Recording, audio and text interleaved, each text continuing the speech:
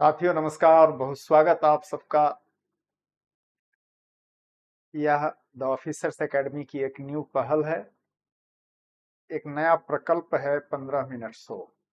और इस 15 minute show में हम 15 प्रश्नों का अभ्यास करेंगे, वैसे महत्वपूर्ण प्रश्न जो सहायक शिक्षा विकास पदाधिकारी जिसकी अभी वैकेंसी आई है उसके लिए बहुत ही महत्वपूर्ण होने वाले हैं।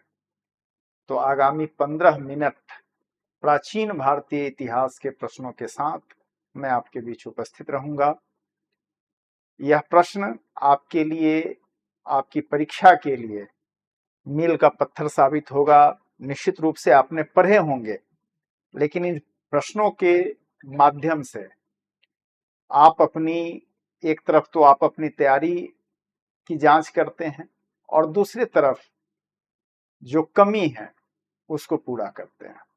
तो आइए, मैं विशेष तौर पर प्राचीन भारतीय इतिहास से संबंधित प्रश्नों का अभ्यास आपको करवाऊंगा और मेरा प्रयास होगा कि 15 मिनट में विश्लेषण सहित 15 प्रश्नों का अभ्यास हम कर लें।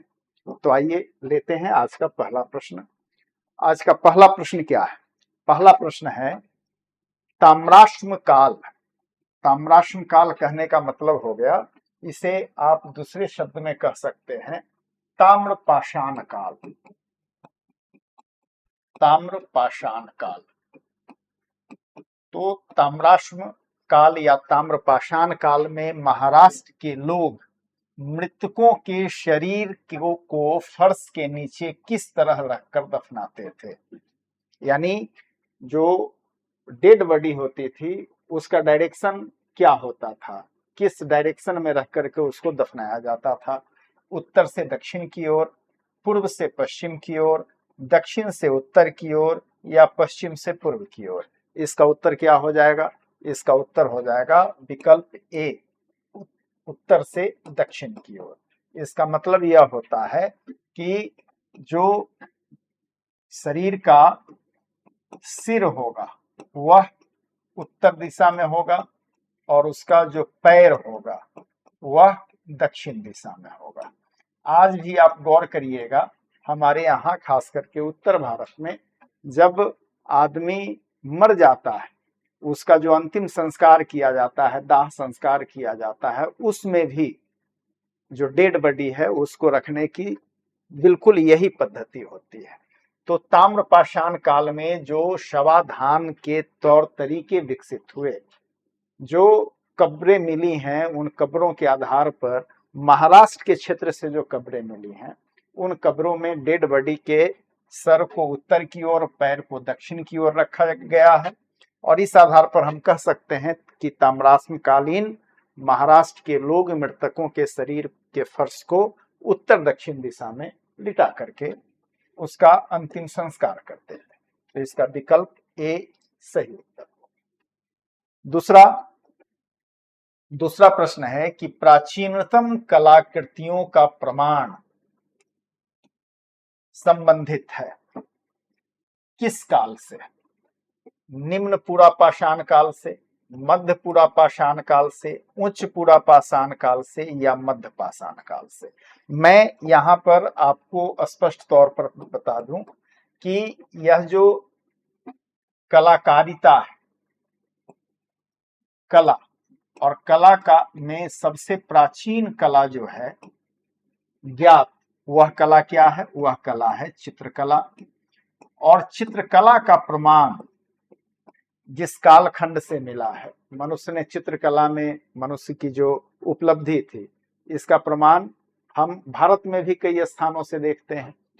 तो प्राचीनतम कलाकृतियों का प्रमाण किस काल से संबंधित है, यानी मानव सभ्यता के किस चरण से संबंधित है? तो गौर करिएगा, इसका उत्तर पूरा पाषाण काल ही होगा। इसका उत्तर क्या होगा? पूरा पाषाण काल ही होगा। इसका मतलब इस तीनों विकल्प में पूर्व पाषाण काल लगा हुआ है, तो इसी तीन विकल्प में से कोई विकल्प इसका उत्तर होगा। अब यहां है निम्न पुरापाषाण, मध्य पुरापाषाण या उच्च पुरापाषाण। उच्च पुरापाषाण काल का मतलब होता है, पाषाण काल एक लंबी अवधि है पाषाण काल की, एक लंबा कालखंड है। उस कालखंड में जो पाषाण काल का अंतिम चरण है, जिसको हम कह सकते हैं उच्च पूरा पाषाण, यह चरण जो है यह 40,000 बीसी से लेकर और 10,000 बीसी तक का चरण माना जाता है। और प्राचीनतम कलाकृतियों का प्रमाण इसी काल से संबंधित है। इसका उत्तर क्या हो जाएगा? विकल्प सी इस प्रश्न का सही उत्तर हो जाएगा और ये तीनों विकल्प गलत हो जाएंगे।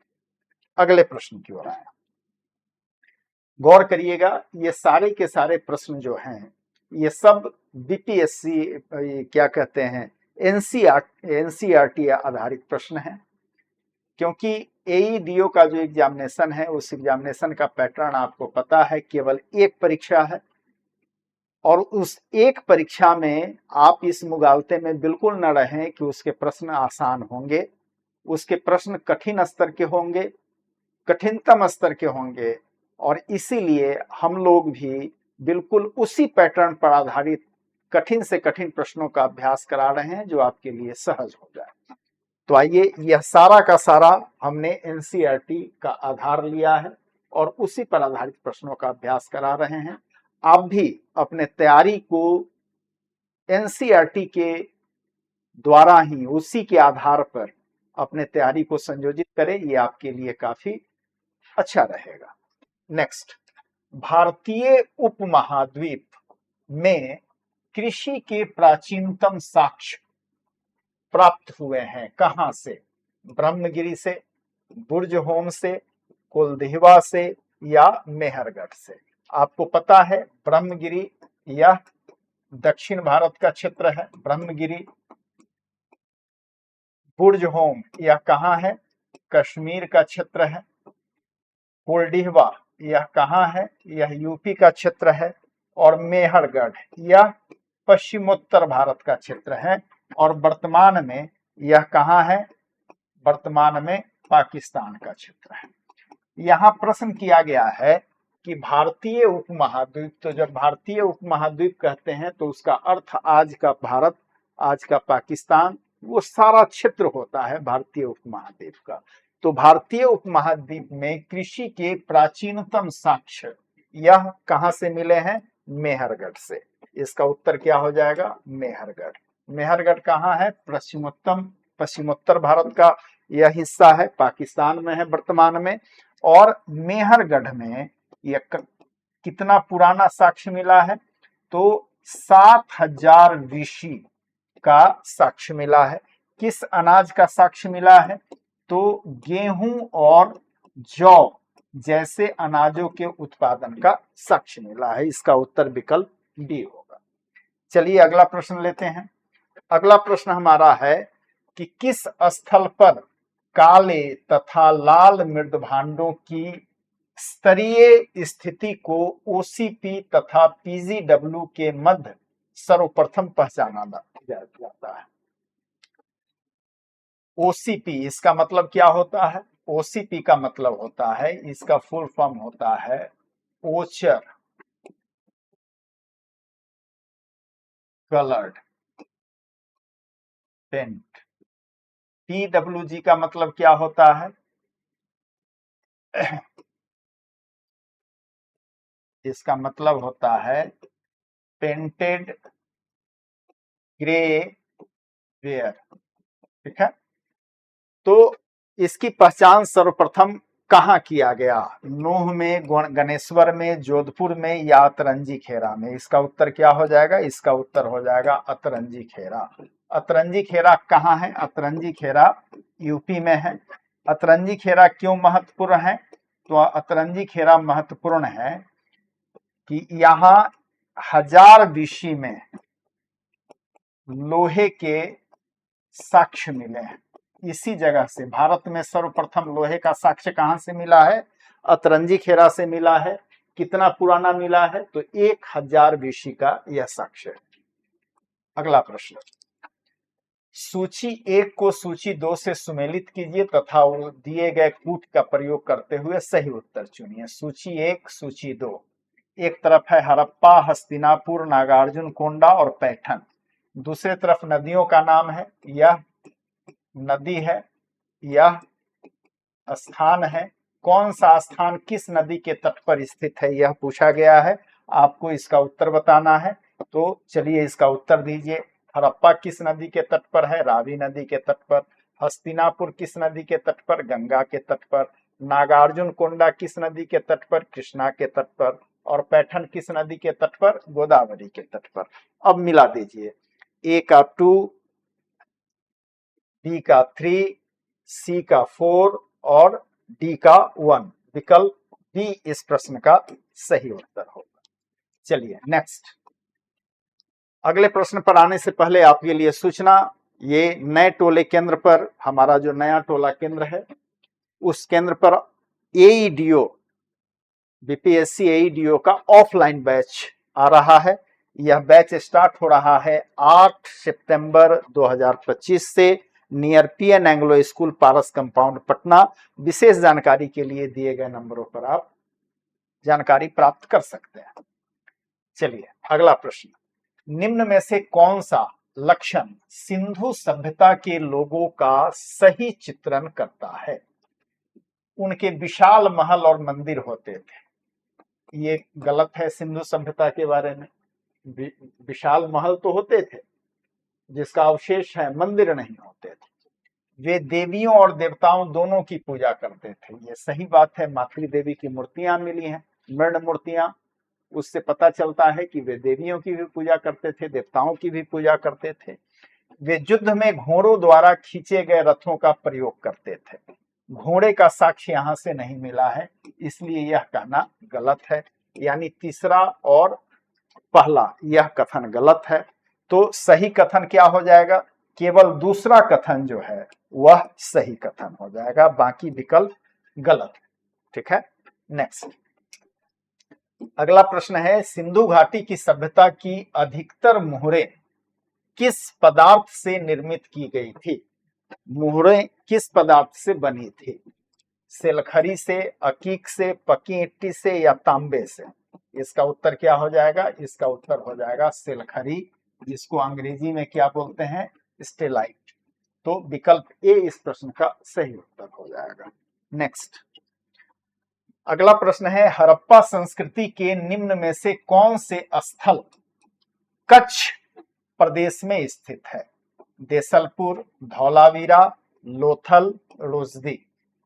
देसलपुर कच्छ में है, धौलावीरा कच्छ में है, लोथल गुजरात में है, रोजदी गुजरात में है, लेकिन यह कच्छ में नहीं है। तो इसका उत्तर क्या हो जाएगा?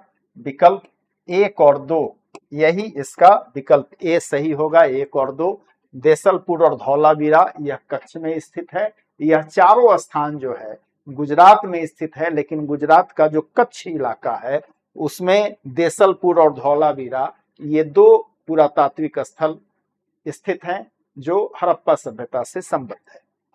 नेक्स्ट, निम्न में से कौन प्राक हड़प्पा या प्रारंभिक हड़प्पा संस्कृति से संबंधित है? हड़प्पा सभ्यता की जब आप बात करते हैं तो हड़प्पा सभ्यता में आपको पता है एक स्थल वह होता है जो प्राक हड़प्पा, एक परिपक्व हड़प्पा चरण और दूसरा जिसको कहा जाता है उत्तर हड़प्पा चरण। ठीक है, तो जिन परिपक्व हड़प्पा चरण की बात करते हैं, जिसे हम हड़प्पा सभ्यता या सिंधु घाटी सभ्यता कहते हैं, इन सिंधु घाटी सभ्यता में जिन नगरों का अध्ययन करते हैं हम, वे सारे नगर किस चरण के हैं? वे सारे नगर जो हैं वह परिपक्व चरण के हैं। उत्तर चरण में हड़प्पा सभ्यता के पतन का वह दौर है जिस दौर में कुछ स्थल चिन्हित किए गए हैं। प्राक यह वह चरण है जब भारत में कैसी संस्कृति थी? ताम्रपाषाणिक संस्कृति थी। ताम्रपाषाणिक काल था जिस काल में ग्रामीण बस्तियों का उदय हुआ था। वह कौन सा स्थल है? लोथल, रोपर और आलमगीरपुर यह नहीं है। वह कौन सा स्थल है? वह कालीबंगा है। यह कालीबंगा कहाँ है? यह कालीबंगा एक जिला है राजस्थान का। यह राजस्थान का साइट है और राजस्थान का कौन जिला है? यह राजस्थान का हनुमानगढ़ जिला है। और यह कालीबंगा जो है वह उसे प्राक हड़प्पा स्थल के रूप में चिन्हित किया गया है। ठीक है, चलिए अब आगे आइए। निम्नलिखित में से किसमें विख्यात गायत्री मंत्र मिलता है? गायत्री मंत्र कहाँ मिलता है? इसमें ऋग्वेद में, सामवेद में, यजुर्वेद में या अथर्ववेद में? इसका उत्तर क्या हो जाएगा?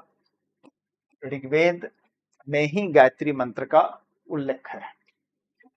अगला, बीपीएससी एईडीओ जिसे सहायक शिक्षा विकास पदाधिकारी करते हैं, उसका टारगेट बैच लॉन्च किया जा चुका है। 3 सितंबर 2025 से आपकी क्लासेज स्टार्ट हो रही है।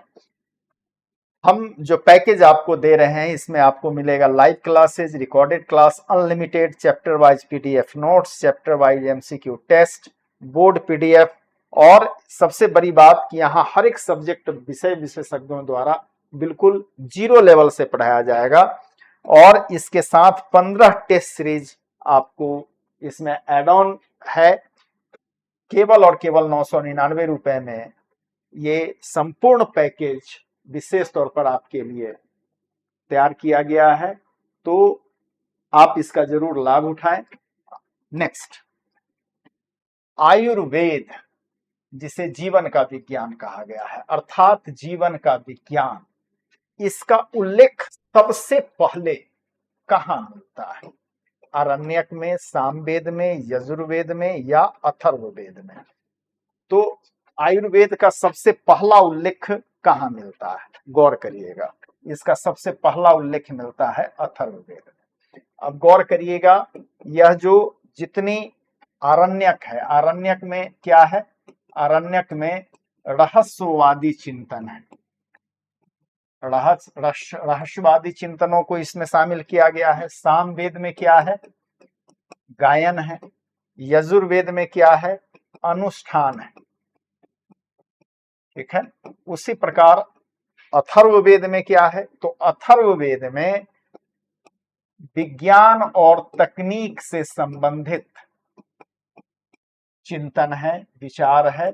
और इसी कारण से चूंकि जीवन का विज्ञान, यहाँ विज्ञान शब्द आ गया, मेडिकल साइंस, इसका उल्लेख सबसे पहले अथर्ववेद में करता है। नेक्स्ट, वैदिक राजाओं एवं राज्यों के निम्नलिखित युग्मों में से कौन सा एक सही सुमेलित नहीं है?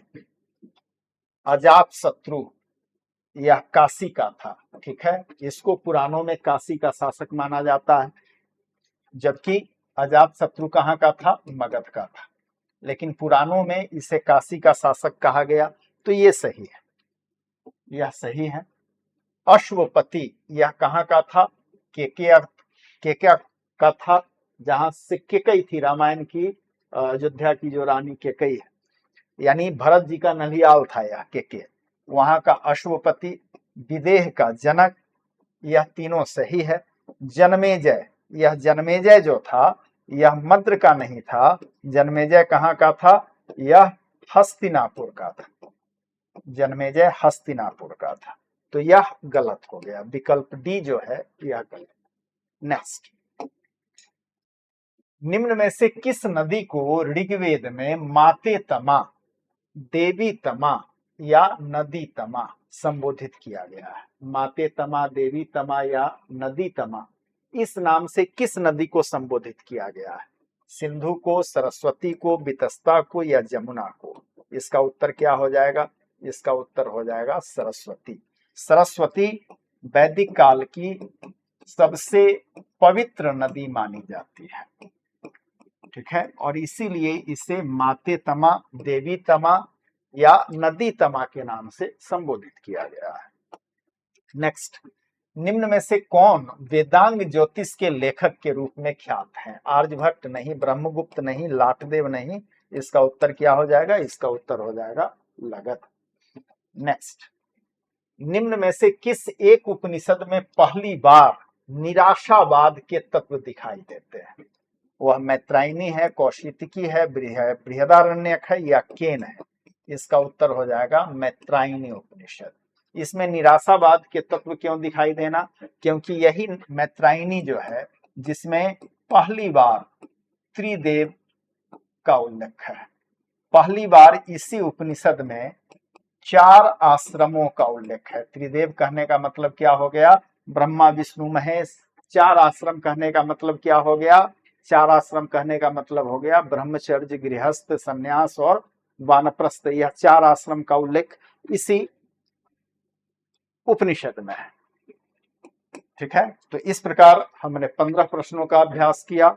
यह श्रृंखला हमारी चलती रहेगी, आप जरूर इस श्रृंखला से लाभ उठाएंगे। तो आज के लिए इतना ही, मिलते हैं नेक्स्ट 15 मिनट शो में। तब तक के लिए आपसे विदा। आप सबका बहुत बहुत धन्यवाद।